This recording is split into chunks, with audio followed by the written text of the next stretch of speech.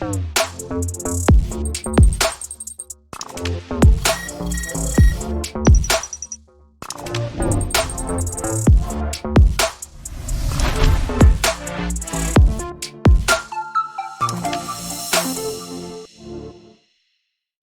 and welcome to the Reflective Coach podcast with me, Coach Luca. If you're a current subscriber or you've just come across the channel, please drop a subscribe as I'd really appreciate it. Every time you drop a subscribe, it does help the podcast even further, and it really helps all the guests who appear on the podcast. Now, I want to introduce the education series of 2024. This is a series which I've been looking forward to dropping for a period of time. I've been really lucky to have such a wonderful guest list headline this wonderful new series as they share their insights, their experiences, their stories, their overall arching skills, and give some scenarios, context, and stories of the work they've been able to produce from various backgrounds, various parts of the world, and looking at little insights from what they do day to day and how you could take that into your role, into coaching, or how you could have your own personal development. That's the purpose of the education series, and this is what I'm looking forward to bringing you. The first headliner is Michelle Ahonjo, as she is a youth worker, a youth work manager, so she looks after a provision, and how we look at how she manages the provision, all the skills that she needs to engage all of her employees, all of her staff, all of the young people which come to her, all of the other key stakeholders, all of the beneficiaries, and how she creates partnerships, looks at sustainability, looks at growth.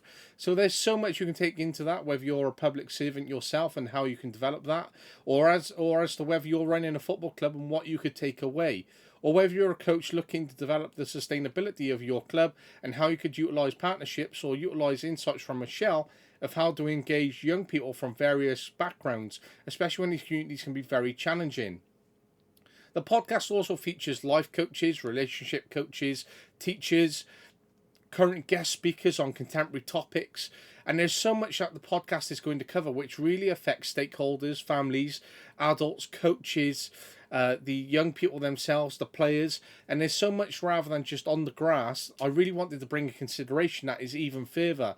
So looking at the home lives of the players, looking how they can be supported, what the contemporary topics are for the young people and how it's affecting them, what changes in livelihoods, their transition to high school, finishing primary school, looking at commencing studies for the first time, looking at post-16 education, those relationships, whether it's at home, whether they've started a relationship or have come out of one themselves.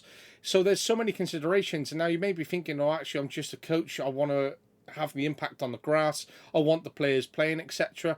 Well, actually, if you want your players playing, then you're going to have to really understand what affects them and really understand how you can support them even further. So it's all the off the field work, which is really important for you to have that effect upon them. Now, by understanding them, giving them that little bit extra of time, really engaging in contemporary topics where you're going to connect, you're going to stay up to date, you're really going to engage your players, they're going to take that away and they're going to really look to build that relationship where they respond to you, where they're going to seek your support, where they know they can speak to you. And unfortunately, you're not just a football coach, you're a safeguarding officer, you're a youth worker, you're a coach, you're a tactician, you're a manager, you're a people person, you're a negotiator, you're a finance officer or secretary. There's so much which comes within our way of roles, and I know there are other people which support in the dynamics of the organisation, or if you're a grassroots coach, unfortunately, sometimes the structures aren't there. The whole point of the podcast is to support you on every avenue, to cover every area from my experience, my expertise, how I engage with other guests and what you can take away from them, and to really build up the education series. This is more than a podcast. This is really developing a learning experience for every listener so they can take so much away. Now, I'm really looking forward to dropping the education series because there is so much to cover within this series. It is going to be so beneficial to listen to. There is so much within this, so get yourself your laptop ready, your iPad, a bit of pen or paper, whatever you prefer to listen, or how you really analyze your notes or take that away. There is so much within these episodes that you're really going to be affected by and that you're going to learn from. Now, I hope you enjoy it because you're going to be able to find it on Spotify and YouTube. So don't forget to drop that subscribe, that like, that follow. It does really help the podcast. And I look forward to bringing you more guests as they come along every time. Now, this series is going to be really beneficial, whether you're a teacher, whether you've left teaching, an advisor, a coach. This is much more than just being a player or a coach, and this is much more than being a football or a sports podcast. This podcast takes you so much further and is really going to immerse you within your learning journey. Now, I hope that this series can really be beneficial to you, that you can be affected by it, that you can learn from it, that you can have a number of key takeaways. But I hope you enjoy it because the guests are wonderful, and this is just a quick snapshot intro into such a wonderful series with the guests as they embark on this new journey with us. So thank you for listening. This is Coach Luca. Don't forget to check out all the socials which you can find on X. So as soon as you go onto X, you'll be able to find a link tree, and as you get to that link tree, you're going to be able to find all the other socials which you can really support the podcast on. This is Coach Luca on the Reflective Coach podcast. Take so much away, learn, enjoy, keep reflecting, keep listening, keep learning. Coach Luca.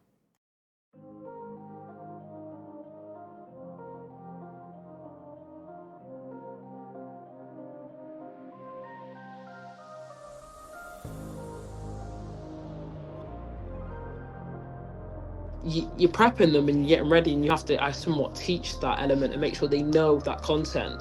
So yeah, you take on many different roles as someone who's in the youth environment, and like you said, role models.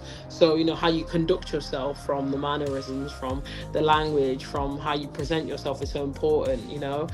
From how you look to how you talk, to the things you say is very important for sure.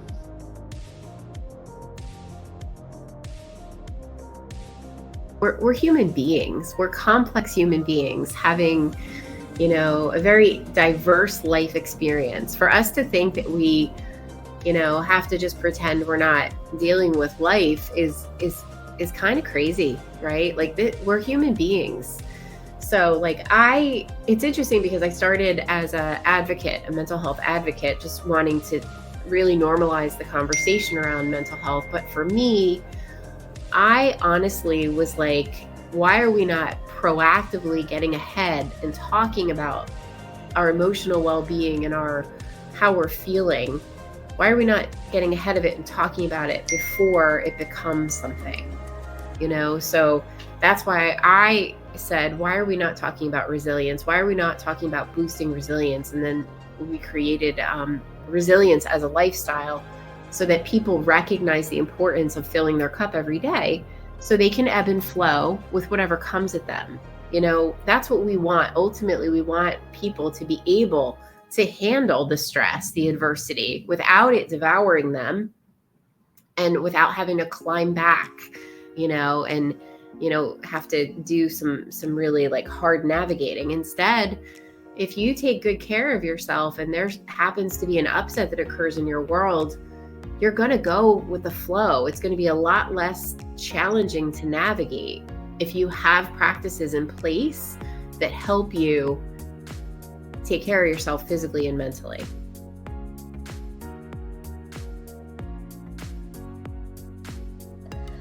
You'll start to see themselves in this state of just questioning their own truth, questioning if they're going to do something right. There's a lot of self-doubt involved. And so they may actually start relying on other people for answers rather than going again within and making decisions for themselves. So that's one thing that can come up, is a bit of that anxiety of afraid of making the wrong decision and trying to lay the responsibility on somebody else to do that for them.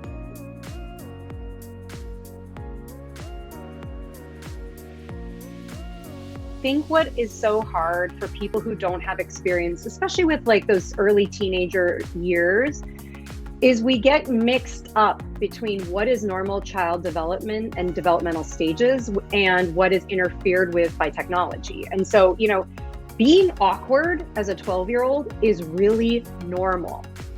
All of us probably could go back and think of memories from that age group that were painful and embarrassing, and we felt cringe, as the kids would say today. But normal. That is part of adolescence. It is actually incredibly important that we have those experiences because we learn how to deal with them. That doesn't mean they feel good, that maybe even it's terribly humiliating and traumatic even at moments. But when we deny the opportunity to experience the wide range of human emotion, we are not growing as humans. We are not learning how to exist in a complex world. Because as complicated as the internet and digital media are, it's actually a very easy world. It's a very like comforting, familiar, you just get fed what you want. It's just, you know, pudding and cake all day long, right?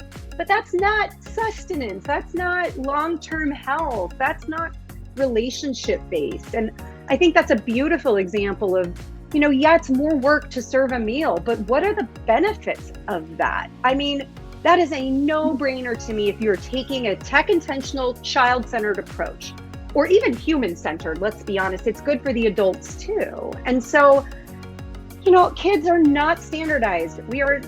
Schools are not cogs in a machine, even though obviously public education historically was to provide future workforce, but it doesn't have to be that way. And I really want to think about whether doing something easy is always the best decision, right? It might be more efficient. It might have a better ROI on your investment or whatever, but like, it's not what's better for people.